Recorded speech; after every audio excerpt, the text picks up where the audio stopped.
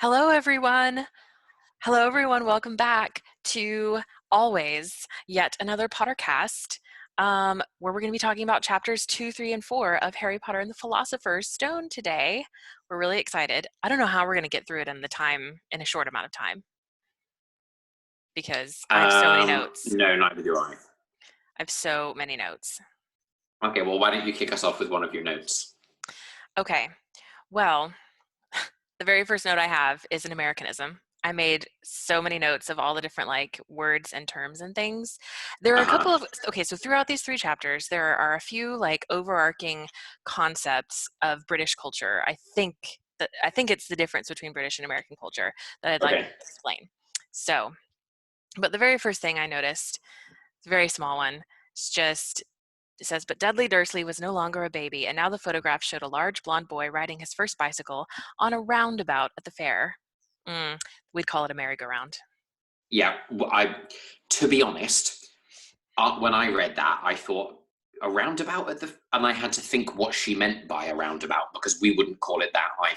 What would you call it? Because a merry-go-round. Oh, you would? Oh, okay. So, well, at least we would now. But then, of course, I remembered that she wrote these, you know, 23 years ago, 24 years ago, and maybe I'm the wrong person to ask because of where I live in the UK, but maybe in other parts of the country and maybe 25 years ago they would have called them roundabouts. But a roundabout is a circular traffic junction. Yeah, it's a traffic circle. Yeah. Yeah. I know. So yeah, I was a little confused by that as well. But I still knew what she meant. I just wouldn't have ever said that. Yeah. Well, so it's been 10 years since we left Harry on the steps of number 4 Privet Drive. And it's so sad. It says the room held no sign at all that another boy lived in the house too. Poor Yeah, sweet that was so Harry. bad. Yeah. Poor sweet Harry.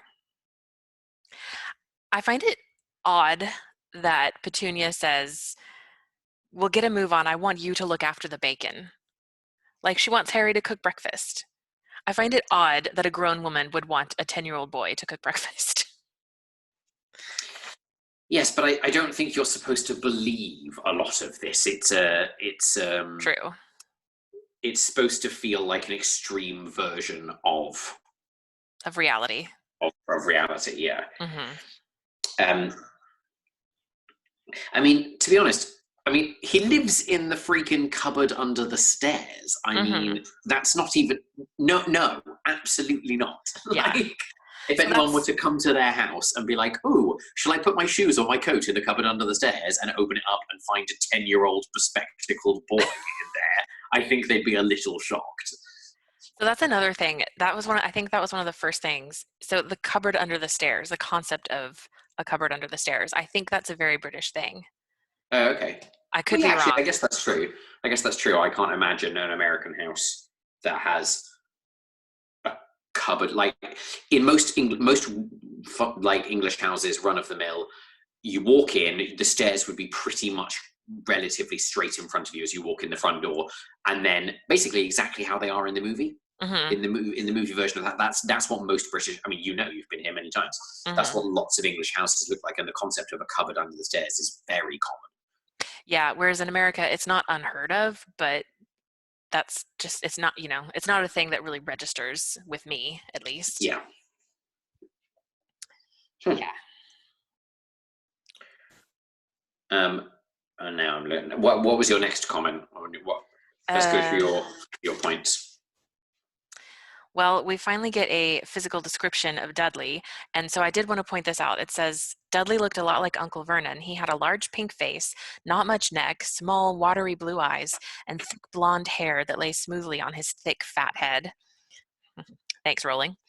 So I did think it was interesting that the movies, so clearly Rowling has set up that the Dursleys are just the absolute complete opposite of Harry in every possible way, including physically.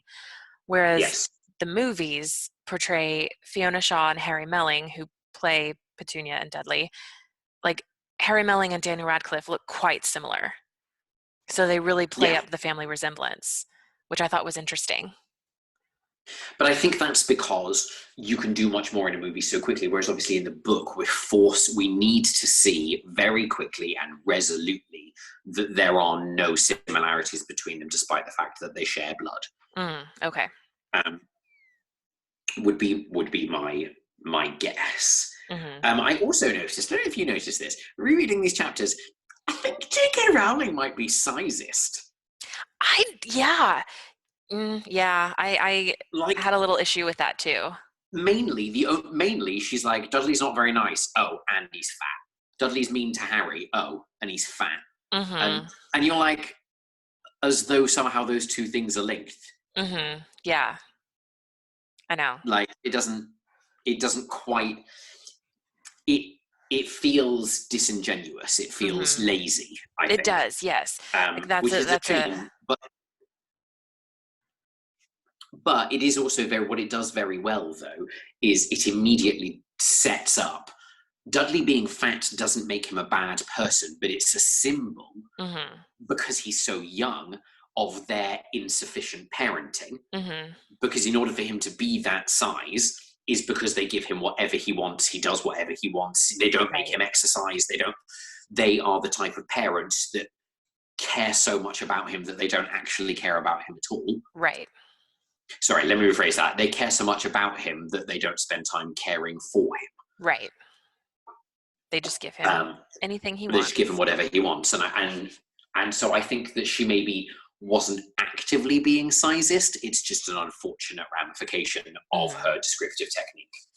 There are a few techniques she uses through the series that I'm like, okay, that was a little bit lazy, you Yeah. know. Yeah, and that's one of them. Another one is her use of Harry eavesdropping on conversations. Oh my gosh. But we'll get to that. Yeah. We'll get to that. Another just quick Americanism on page 21 also, when Dudley's unwrapping his presents, says he gets a cine camera. Yes. And in Sorcerer's Stone, it calls it like a video recorder or something like that, a video Yeah. camera. Again, I don't really know, because obviously this is set in 91, whenever it. right? Yeah. So obviously, given that I was only one in '91, I have no concept of whether or not they would have called it a cine camera, or whether or not they would have called it something. I have no idea. Hmm. But I picked up on that too and thought to myself, like, I love it though. I love Yeah. it. It's just because in many ways, what it does is it creates whimsical fantasy for me as well, despite the fact that I have much closer approximative experiences to this than you would, Hmm. but it still creates whimsy for me, which I really enjoy. I Hmm. also can't, having seen the movies, I can't read it now without hearing him go 36, 36. But last year I had 37. I know. I think of that too. I know. Even when, So, yeah, whenever I hear the number 36, I'm just like, 36, 36. Yeah, it just, I think of it. And also, okay, so it mentions Mrs. Fig, and that makes me so I know, happy. right? I was just reading Order of the Phoenix, and I was like, Mrs. Fig. Okay. Yeah, because she literally doesn't appear in the films until the fifth film, Hmm. And she did, yeah, and I and don't even think, then, only, and they don't even name her, do they? Really, in the film, I don't know. I don't think so. they're just kind of like, here's this lady that saw, and I mean, the acting is great. I think it's a really cool performance. Hmm. But in the movie, they're just like, here's this lady, I think random neighbor. they might say that it's Mrs. Fig. I don't know. Or maybe they just trust to, we've all read the Yeah. books and we know it's Mrs. Fig. I don't know. No, Um, and then, okay, I just have to, I know that the Dursleys are supposed to be super extreme, like almost to a cartoonish level, but yeah.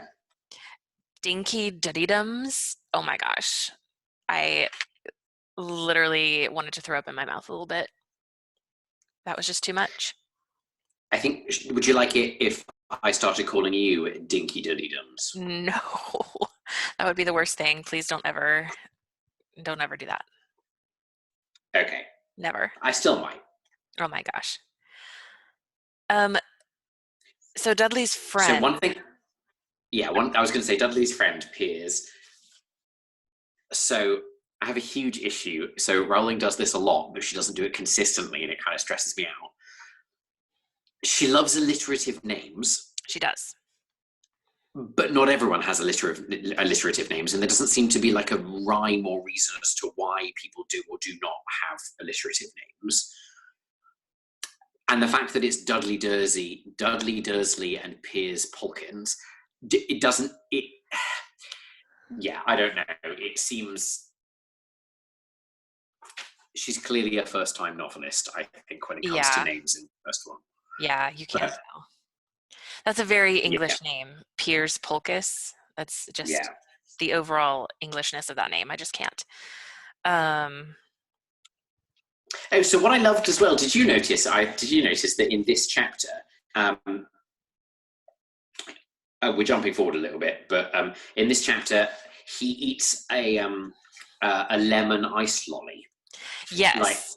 which I thought was really interesting because literally a chapter earlier we're talking about lemon sherbets, and Yes. so I think it's because in the early 90s, late 80s, early 90s, lemon was a very, very common flavour here in the UK because we just didn't have very many candy options. And so lemon was a cheap way of making Yeah. people feel like they were Eating sweets. eating sweets, Yeah. despite the fact that they actually taste like dish soap. But that's not the Yes. point. Well, in Sorcerer's Stone, that was one of my other Americanisms. In Sorcerer's Stone, they call it ice pop, not ice But yeah, lolly, because ice lolly is not a thing in America. And another, okay, so another question that I had. So of course, oh, real quick before we do this, this was a moment where I was like, Harry, really, what? When so uh, he mentions or he remembers kind of a flashback of all these weird things that have happened to him when yeah, Petunia cuts his hair and it grows back yeah, and all of that. And so then it's the one where has been found on the roof of the school building, yeah. and it says, but all Oh, he and Harry tried to just assumed do, that the wind had carried yes, him there, and Harry you're supposes like, that the wind must have caught him in mid-jump. Like, really, Harry? I mean, I know it's weird and everything, no, I'm but sorry. Like, if you were randomly on top of the roof of your school, even at 10 years old, you'd be like, oh my goodness, I've had a dissociative fugue. I need to go see a therapist. yes, you'd be like, hold the phone. You wouldn't Yeah, think, hold the oh, phone. I literally like him being on the ground and then being on the roof and then not knowing how he got there. That is the definition of a dissociative fugue. It is a very serious. It is although really interestingly, really interesting. It is a very serious symbol of people often who are undergoing traumatic or abusive childhood relationships. So mm, actually, but it's still he wouldn't be like, oh, I guess the wind took me up there. You're I 10. know, Do you have any honestly. concept of how wind works? I know. I'm going to call that a really Harry moment Yeah, because for it's just real. too much. Yeah. Okay. Also because we're just gonna. I'm sorry. I feel like the lion's share of this is going to be taken up by this conversation, but I'm very stressed out by his hair constantly growing back, the sweater getting too small for him, so he can't wear it. Him ending up on the roof of the school with no explanation, because whether he meant to do them or not, underage wizardry is against the law. And in the second book, when Dobby does magic near Harry, Harry gets accused of doing underage wizardry, despite the fact that he only does it near him. In these, throughout his entire childhood, Harry has been performing magic without knowing it, and Hmm. never once has anyone shown up on their doorstep and been like, hey, That's true. stop Maybe with your magic. maybe Rowling hadn't established that point yet Yeah, maybe in not. But in her also at the mind same or in time, I just her. feel I understand it. I understand Mhm. why they do it. It's so that when Hagrid in the following chapter, yay, is like, "Hey, you're a wizard." Harry thinks to himself, "Oh, that would explain why my hair grows really quickly." And Mhm. not that long ago, I set a snake on my cousin. Like, Mhm. Speaking of that, so yeah, we're at the zoo now with yeah, we are. Harry, Dudley, and Piers, and Petunia and Vernon. And so, okay, really quick, this is another British thing.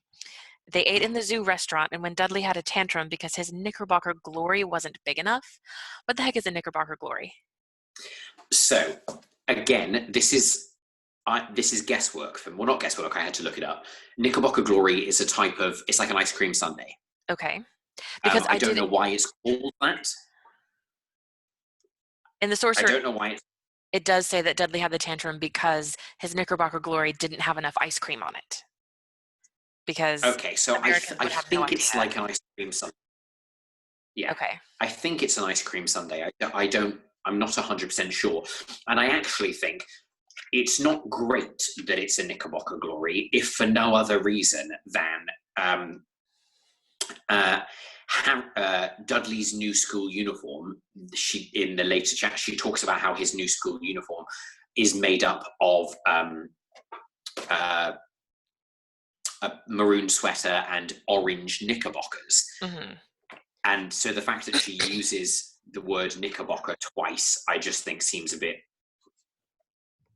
weird. Do you know what a knickerbocker is as an item of clothing? Aren't they like They're shorts like or like? pantaloons. They're like Okay, yeah. yeah, they're like smart. They're like dress capri pants for boys. Mm-hmm. Almost That like was a riding trouser. Almost yes. like a riding trouser. That was the approximate picture I had in my head. Okay, good. All right, so Okay. they're at the zoo. Yes. And they're in the reptile house. Yeah. And Dudley's bored because the snakes aren't moving, they're not doing anything, even though they're like the huge man-eating, giant snakes. Mm-hmm. And then suddenly the snake winks at Harry. I just love this interaction between Harry and the snake. I think it's adorable, even though it's a Especially snake and because it's it's then like super relevant as well. I mm-hmm, really like mm-hmm. that. Exactly. Like Harry's just having a little conversation with the snake. He's like, and he feels so like he and the snake are like bonding because they're like, I bet people are annoying to you all the time. I bet it's boring for you stuck in there. Yeah. You know, Yeah, it's a fun scene, and it's also not unheard of that, like, as in it's not outrageous that Harry wouldn't imagine a conversation with the snake. There's no mm-hmm, reason that wouldn't. And then later you find out that he genuinely was talking to the snake. mm-hmm. Um, But then, of course, Dudley comes and shoves him out the way, and Harry does magic mhm. again. Yay! Which is And good. yes, I think sets the what snake I free. thought, yeah, I think what I thought the movie did better actually than the book does a little bit, is the movie makes it clear that whilst Harry is shocked that the glass disappears, in the movie he stares with intent anger at Dudley and the snake, and then the glass disappears. Mm-hmm, Whereas in the book, Dudley shoves him aside and then the glass disappears, as though Harry had no part in it. It was mm-hmm, almost like some cosmic magic response. mm-hmm, Whereas I like that in the film, they make it Harry's doing. mm-hmm. I like that too. Yeah, just Yeah. it's kind of just Um, Dudley getting what's coming to him in a small way. yeah. It's a really nice little scene. And then it's so funny how it flips so quickly from, oh my goodness, the glass is gone, to like 2 paragraphs later, they're just talking about his parents dying in a car crash and there being a random flash of green light. Mm-hmm. Yeah, it's funny, I'd forgotten just how quick the book is. Yes, yeah. And then it says when he'd been younger, Harry had dreamed and dreamed of some unknown relation coming to take him away because he keeps having these encounters with the people in the cloaks and the Yeah, violet top hats that were mentioned in the previous chapter. So he keeps yeah, which having is really cool. encounters with strange people who seem to know him. Yeah. Yeah. I really like the sentence, at school, Harry had no one. Mainly because in about 3 chapters' time, that ain't gonna be true no more. Yes. Oh, but it's so sad though. I feel so terrible for Harry because he has no family and no friends. I mean, truly, he's just all by himself and he's such a sweet kid. Yeah, but do you know whose fault that is? Oh my gosh. Dumbledore's. It's Okay. Dumbledore's fault. All right, step off your soapbox. Dumbledore's not even around. Exactly. That's my point. Oh my Where is he? gosh. Anyway, so then the next chapter is one of my favorite chapters in the whole book. Um, Yes. because it really speaks to, I remember reading this when I was younger and then rereading it and then rereading it and then even just rereading it earlier today, thinking to myself, I remember, I mean, I think we all know and have had those moments, whether it's about the life we live or the family we have or the friends we have or situations in our life, that someone would magically write us a letter and keep Mm-hmm. trying and keep trying and keep trying until eventually we get it, Mm-hmm. is like, I know it sounds a bit silly, but it feels magical. It feels so wonderful, this concept that no matter where he goes, no matter what they do, no matter how much Vernon tries to stop it from happening, Harry will be found. Mm-hmm. And I really like that, because I think that it's fun, it's whimsical, it's magical, but it sends a really positive message about one's desire to be seen, Right. and the desperation to be found by people that will genuinely see you. I Mm-hmm. think is a and I think when I was younger, that moved me, but I didn't know why. Whereas as an adult, I read it and I'm really moved by the fact that whether it's magic or Dumbledore's trying extra hard or whatever, Mm-hmm. eventually he will be found. And I think Mm-hmm. that's a really nice sentiment. I agree. Well, just to break up that beautiful moment, I would like to point out a great line of Harry's where it says, Dudley's talking and he says, they stuff people's heads down the toilet first day at Okay. Stonewall. He told Harry, want to come upstairs and practice? No thanks, said Harry. The poor toilet's never had anything as horrible as your head down it. It might be sick. Then he ran away before Dudley could work out what he'd said. Like, it's the first moment where Harry has actively insulted Dudley to his face, and I love it. Yeah, it is really good. Yes. Uh, Um, First Americanism, Stonewall High, the local comprehensive. In Sorcerer's Stone, it says high school because I have no idea what a comprehensive is. it's because I don't think this is true for schools anymore. It's because schools in the United Kingdom are divided into two, well, in certain parts of the United Kingdom, are divided into two different tiers of, Mm-hmm. like, so state schools, so just Mm-hmm. you run of the mill schools that the public can go to, are divided into two tiers. When you are 10 or 10, 11-ish, you take an exam called the 11 plus. And it basically splits the top 12% intellectually of children away from everyone else. And so you have what's called a grammar school, which is where the top 12% kind of academic elite go, and then everybody else is sent to a comprehensive. Oh, wow. It's a way of making sure that they give extra attention to the smart students and then Okay. just bundle the stupid ones together. Great. So it's one of the reasons that every single county, except for the county that I come from, doesn't do that anymore because it's considered elitist. Yeah, I was gonna say And that sounds awfully. it doesn't smack of equal opportunity. Mm-hmm. So, for instance, I would say that so I didn't go to a grammar school because you had to get 121 in your 11 plus, and I got 120, and so Oh, I went to a comprehensive school. I genuinely believe that my prospects, as far as how seriously I took my education, where I went to university, what I studied, all those different things were materially affected by the fact that I went to a comprehensive school, because the expectations for me were much lower because I wasn't a member oh, of the academic. wow. Yeah, Gosh. See, part of it is I don't understand. That's a British thing, and part of it is I was homeschooled, so I don't know anything about the any kind of public school system. Well, that's yeah. But fascinating. anyway, the reason that's important that Harry is going to the local comprehensive, everyone in England reading this book will see that and go, oh, okay. Uh-huh. Because what they're saying is they don't care. It's a comprehensive school. It's for the stupid kids and for the kids that are poorly behaved. Mm-hmm. It's Okay. whatever. It's whatever. It doesn't matter. Yeah. Um, Well, can we talk about this horrendous Smeltings uniform? I almost felt bad for Dudley because of I did this not. uniform. It's Uh, actually it's a very typical all boys school uniform for when this was written. to wear maroon tailcoats, orange knickerbockers, and flat straw hats. Oh yeah, boaters. Boater hats are so popular. Would the color combination too? Is that normal?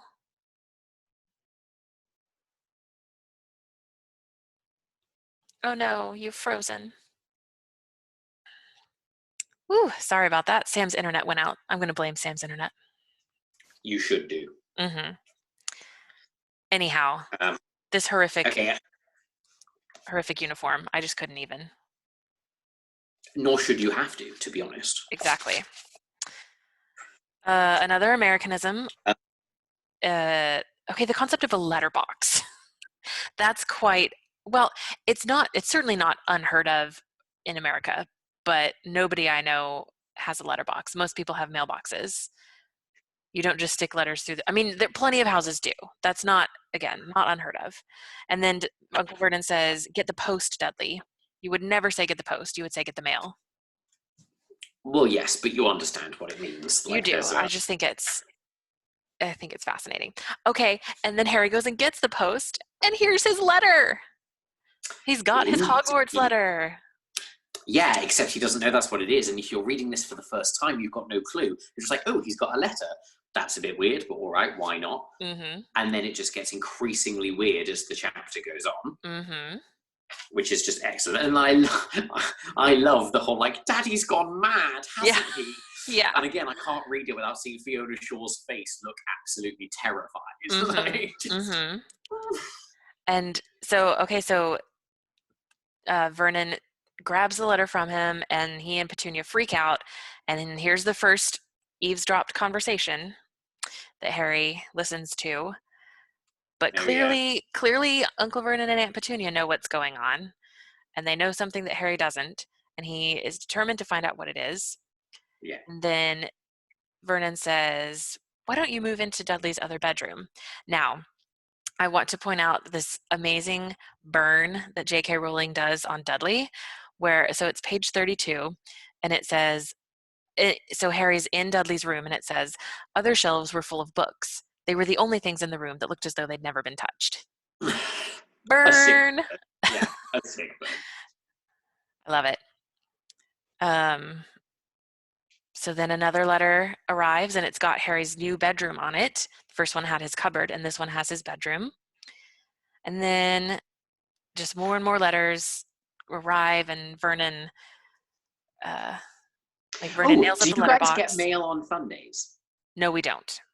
Okay, so that tracks then. No post on That's the Sunday. same as Yeah. no post on Sundays. Okay. Yeah.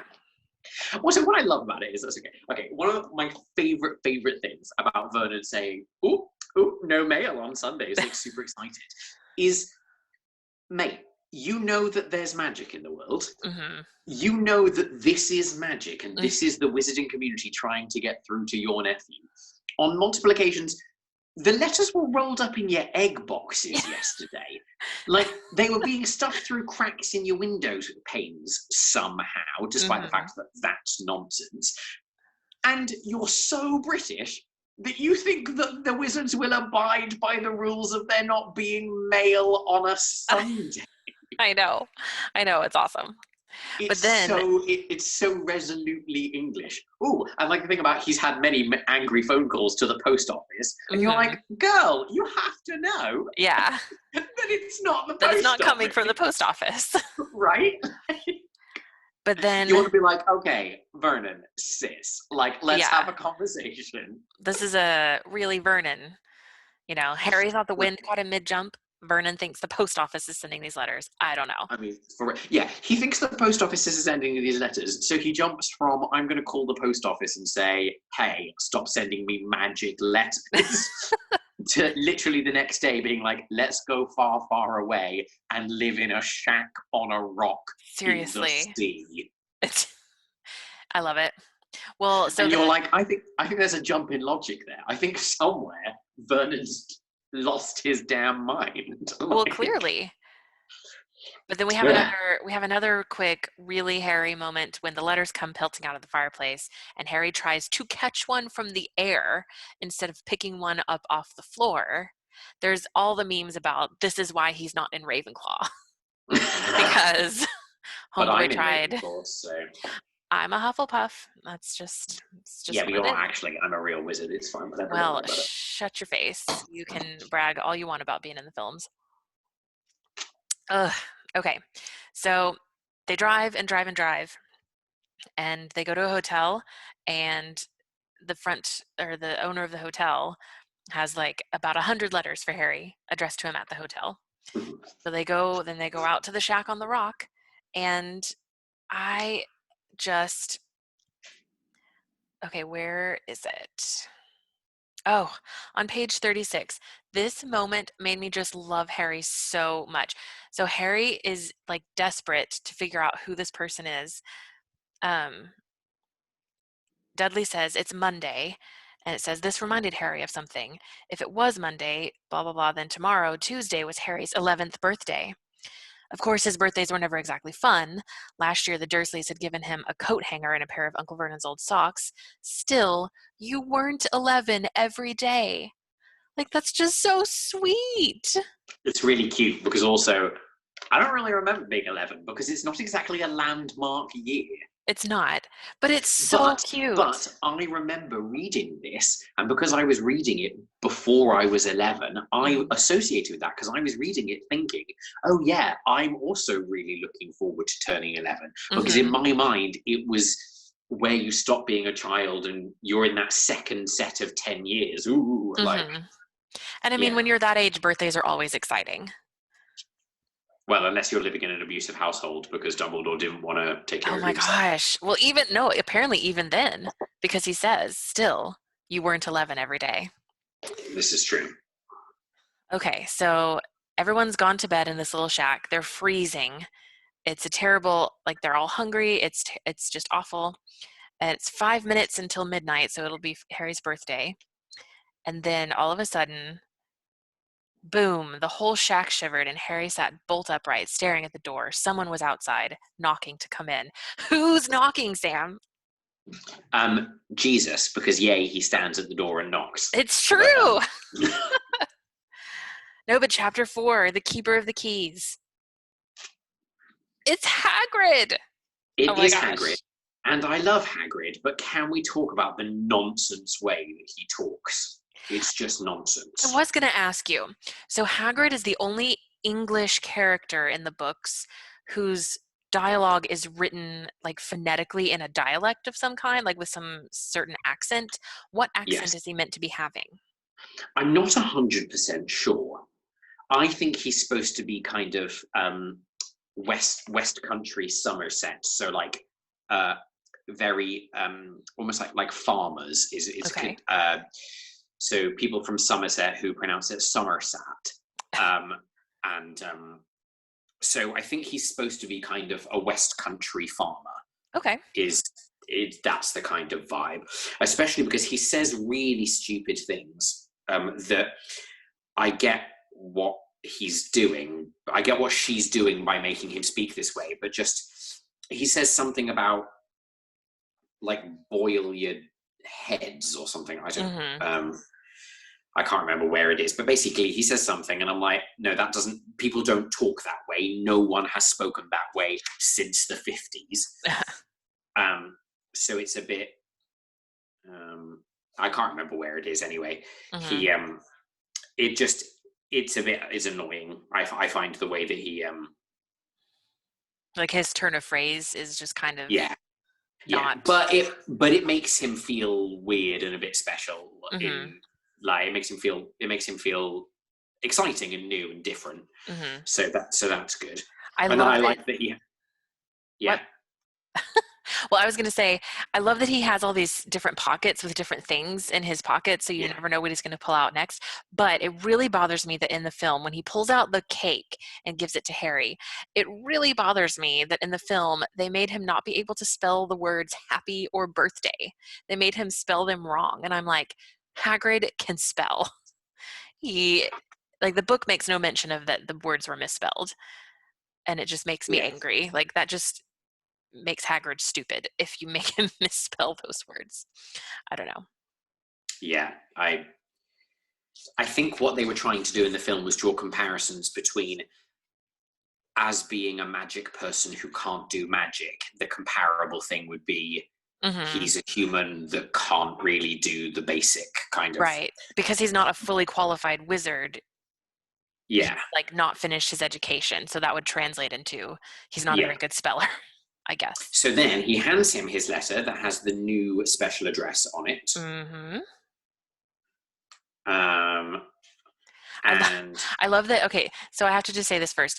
So Hagrid gives Harry the cake, and then he starts cooking the sausages, and he gives him the sausages, and it says he passed the sausages to Harry, who was so hungry he'd never tasted anything so wonderful, but he still couldn't take his eyes off the giant. Finally, as nobody seemed about to explain anything, he said, "I'm sorry, but I still don't really know who you are." He's so polite. And he's so like, I would be like, what the heck is going on? Someone better explain. But Harry's just like, I'm sorry, but I still don't really get who you are. Like, he's just so cute and sweet. I love Harry. yeah, he is really cute in this book. Um, and I really like as well that even after he introduces himself, she still refers to him as the giant Mm-hmm. because to Harry that's all he can see, even though he now knows his name. Mm-hmm. And then Hagrid keeps saying, you don't know anything. Like, well, what about your mom and dad? And what about, what about the school and everything? And and then we have this iconic line, like we have this iconic line of Harry, you're a wizard. It's just I'm a what? Ew, I can't I'm a do. what? I know. I love it. I love it. So then he reads his letter. Which is great. Mm-hmm. I also love the playfulness of Order of Merlin, First Class, Grand Sorcerer, Chief Warlock, Supreme Mugwump, International Confederation of Wizards. Mm-hmm. Like, it's all very fun. I think it is. And so I find it interesting. So Hagrid immediately writes back to Dumbledore and says, "Dear Mr. Dumbledore." Now, I'm very glad that I think this is the only time in the series that Hagrid ever addresses Dumbledore as Mr. Dumbledore. I think that's, Instead of Professor or yeah, or just Dumbledore. Dumbledore, yeah. And I love the little touch. Weather's horrible. Hope you're well. Like, it's so Yeah, cute. yeah. No, I'm fine with that. I was going to say I don't know why he writes to him. I'm not sure it's necessary because he trusts that Hagrid will deliver the message. But Hmm. And okay, so this chapter is the first plot dump chapter that we get. There's so much exposition going on. Hagrid gives well, actually Petunia does too. Petunia gives a little bit of, oh yeah, of you course. knew I'm a wizard, and knew, of course we knew. How could you not be? My dreaded sister being what she was. And Which, by the way, let's talk about how flawless Fiona Shaw performs that in the film. so good. I mean, she's flawless.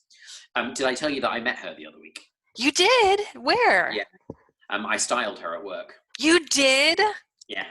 Oh my gosh. So Sam works at a very upscale women's boutique and has styled many a celebrity. Um, well, yes, has styled a number of celebrities for sure. But you styled Fiona Shaw. I love I that. did, and I tried not to gush because normally I don't. Normally I'm very well. I keep it together. I didn't gush at all with Keira Knightley. I didn't. I was totally fine. And then Fiona Shaw walked in, and I was like, Well, did you tell her that you'd been in the movies? I didn't. You I did kept it. not? No, I kept it completely professional. Oh, wow. You are so good at your job. Oh my gosh. It's what they paid me for. Oh, Um, goodness. Well, so then Hagrid explains all this about Voldemort and how he tried to kill Harry when he was a baby, and how Hagrid himself brought Harry to live with the Dursleys. And Harry just has all these questions, and I mean, this is just an incredible. I love also that the first plot dump of Harry Potter is not given by a typical plot dump character. Hagrid rarely is the one to do a plot dump. Normally it's yeah, Dumbledore or Hermione or the eavesdropping I think conversation. it makes it believable because Hagrid wants to tell him. He's excited that he gets to be the one to reveal to Harry Mm-hmm. his existence and who he is. Mm-hmm. Yeah, it's exciting. Also, on page 46, load of old tosh, said Uncle Vernon. Old tosh? My dad says that all the Oh, time. oh my gosh.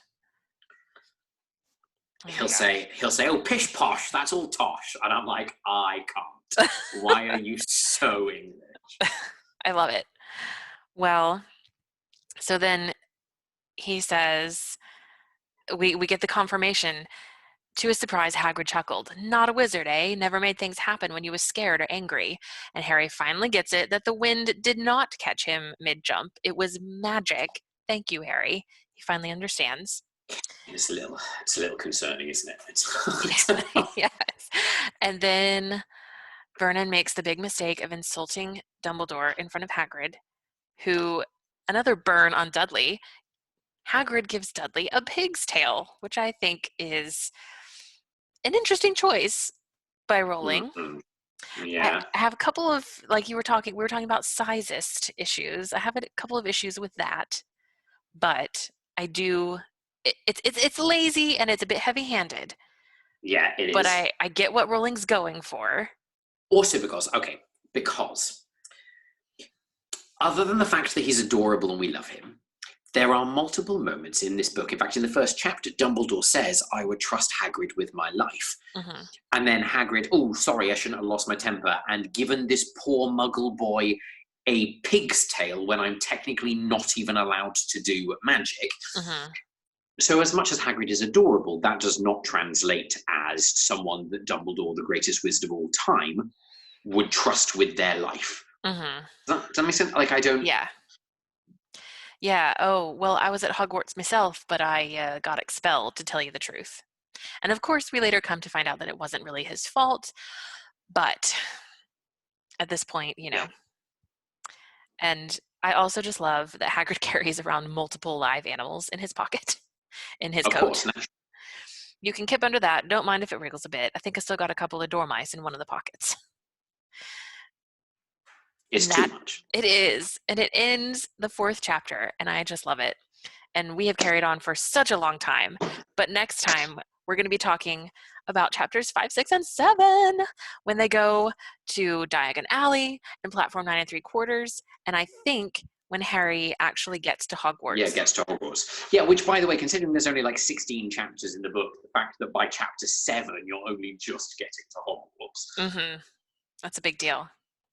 Anyway, yes. Right. Well, can't wait to catch you guys there for those chapters. See you then. Keep it real. Keep it too real.